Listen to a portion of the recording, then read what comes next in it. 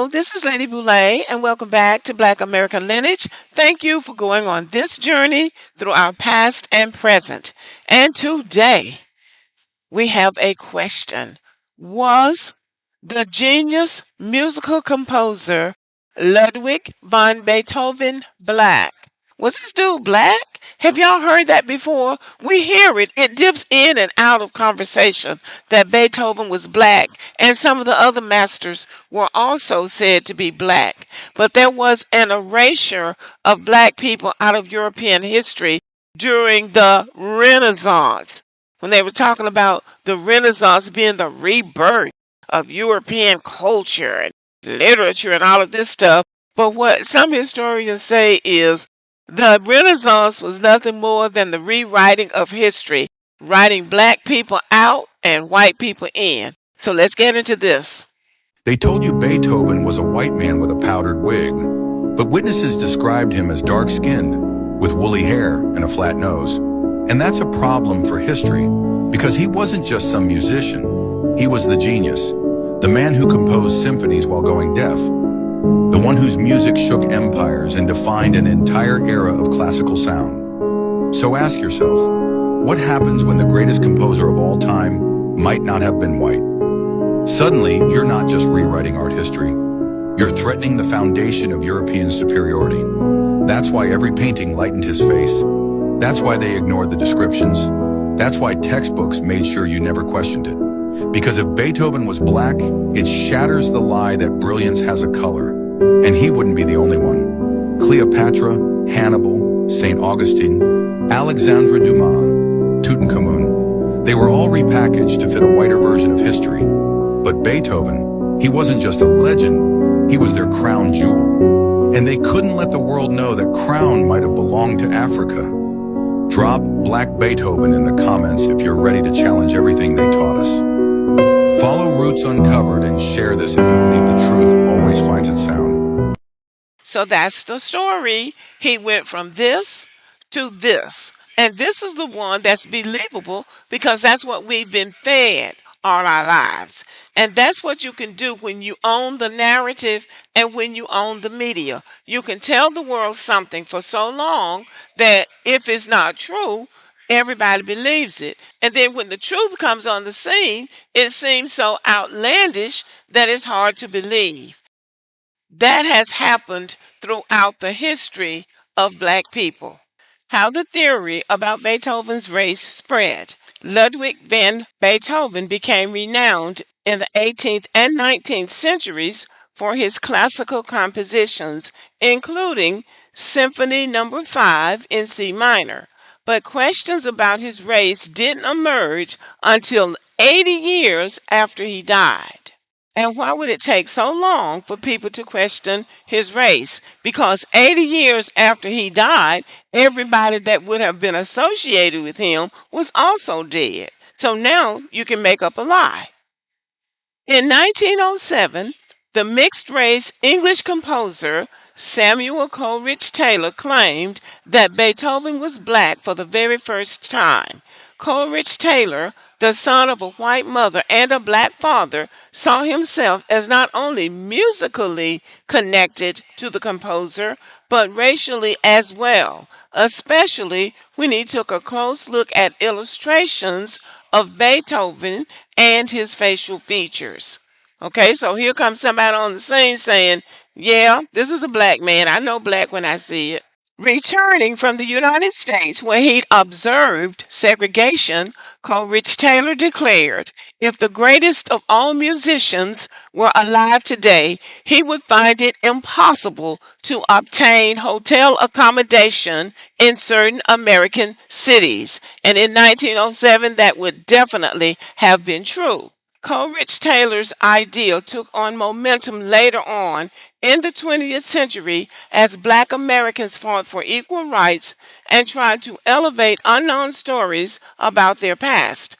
For example, one Black Power activist named Stokely Carmichael claimed that Beethoven was black during a speech in Seattle, and Malcolm X told an interviewer that Beethoven's father was one of the Blackamoors that hired themselves out in Europe as a professional soldier.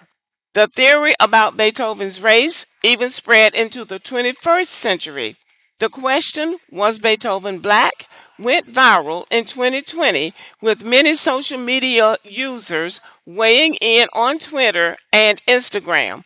But how much of this theory is just a bold idea and how much of it is actually backed up by proof?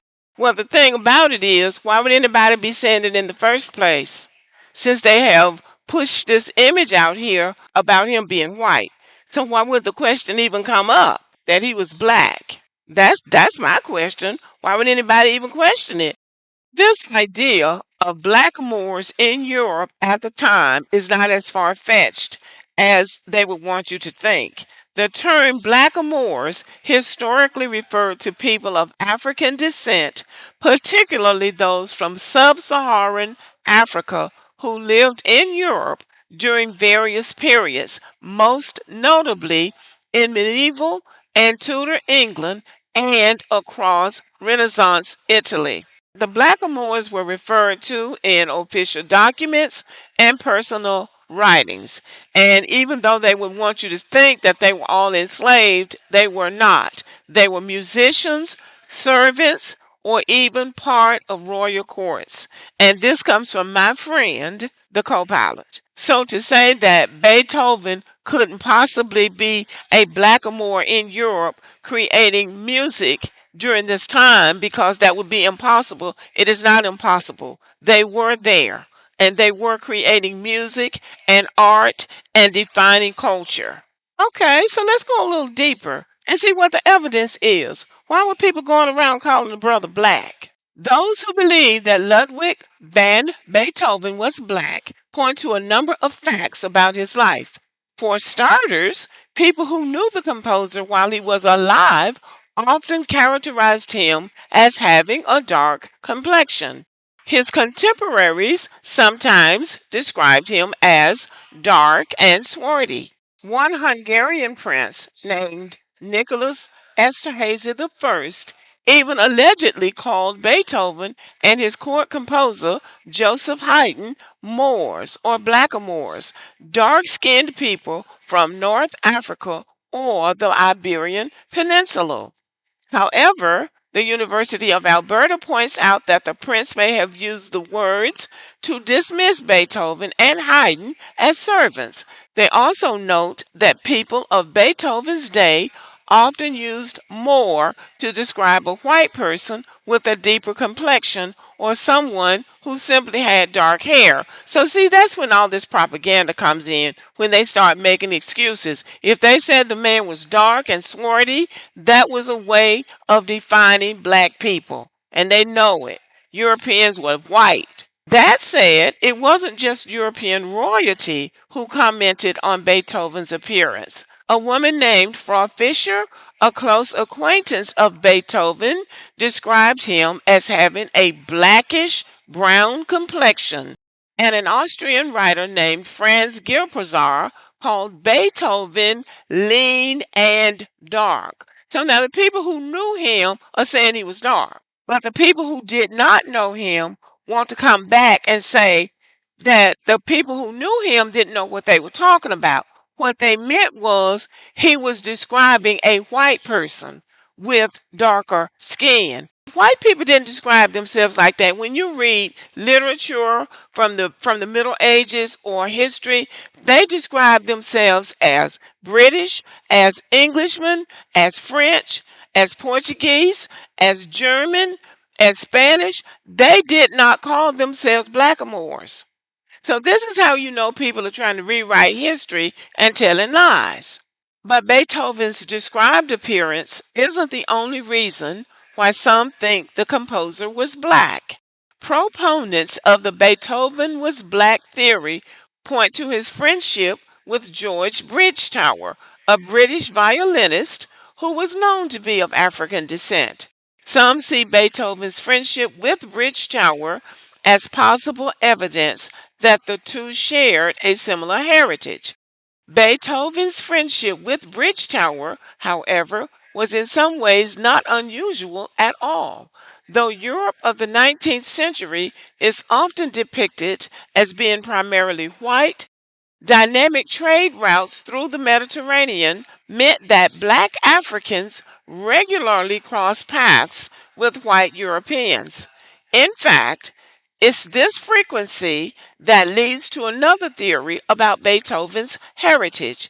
Given that black Africans often passed through Europe and sometimes made their homes there, it is possible that Beethoven's mother met a black man and had an affair with him at some point. So now they're making him biracial instead of him being what he was, a blackamoor. Most scholars maintain that Beethoven was the child of Johann and Maria Magdalena van Beethoven, who were of Flemish ancestry, which would make him white. But that hasn't stopped rumors from spreading about Beethoven's mother or one of his ancestors having a secret relationship. The theory that Beethoven was black explains the Beethoven Center at San Jose University is based on the assumption that one of Beethoven's ancestors had a child out of wedlock. So they're still trying to wedge the white into it some kind of way. But we have to remember that the people that knew him called him black. Now, everything else is speculation, but the people that knew him called him black. In the past, when I have heard people say that Beethoven was black, I didn't think anything about it. But now, after reading what people who actually knew him have said about him, I'm convinced that he was black. And we know that the Blackamoors were in Europe at that time, writing music, painting, creating culture in Europe. So I just as soon believe he was black as not. So I'm going to go with what the people say who actually knew him. I'm going to say that as far as I'm concerned, he was black. But what say you? Let me know. Thanks for listening. Have a good evening.